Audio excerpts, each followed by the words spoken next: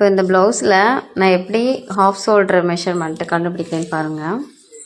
First வந்து ப்ளவுஸை நம்ம பேக் பார்ட்டு இந்த மாதிரி போட்டுட்டு டேப் வந்து இந்த அம்ஹோல்லேருந்து அந்த அம்ஹோல் வரைக்கும் வச்சு அளவெடுக்கணும். பாடி மெஷர்மெண்ட்டு மட்டும் சொல்கிறேன், ஏன்னா அதை வச்சு தான் நம்ம ஹாஃப் ஷோல்டர் கண்டுபிடிக்கிறோம்.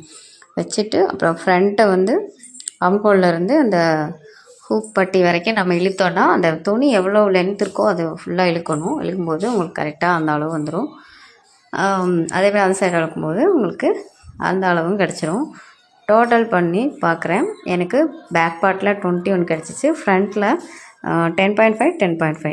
அதை தான் வந்து நான் இப்போ வந்து கூட்டுறேன். அப்போனா டோட்டல் எவ்வளோ 42. அந்த 42லேருந்து நான் என்ன சொல்லியிருக்கேன், லைனிங் ப்ளவுஸ்னால் 4 இன்ச்சு மைனஸ் பண்ணணும். ஃபுல் ஆயில் ப்ளவுஸ், அதாவது சிங்கிள் காட்டன் ப்ளவுஸாக இதாக இருக்கலாம், சிங்கிளாக லைனிங் படம் தைக்கிறதுனா அதில் வந்து 3 இன்ச் வந்து மைனஸ் பண்ணணும்னு சொல்லியிருக்கேன். அப்படி பண்ணும்போது எனக்கு 38 வருது. அதை வந்து 6ஆல் டிவைட் பண்ணுறேன். 6ஆல் டிவைட் பண்ணும்போது எனக்கு 6.3 கிடைக்கிது. அப்போ 6.25. ஸோ அதிலேருந்து 1/4 இன்ச்சு மைனஸ் பண்ணணும்னு சொல்லியிருக்கேன்ல, ஸோ அந்த மெத்தட் படி தான் நான் வந்து பண்ணுறேன். அப்போது இதோட ஆஃப் ஷோல்டர் அளவு பார்த்திங்கன்னா 6 இன்ச்சு. இப்படி தான் எல்லா ப்ளவுஸுக்கும் நான் கண்டுபிடிக்கிறேன். நீங்களும் ட்ரை பண்ணுங்கள்.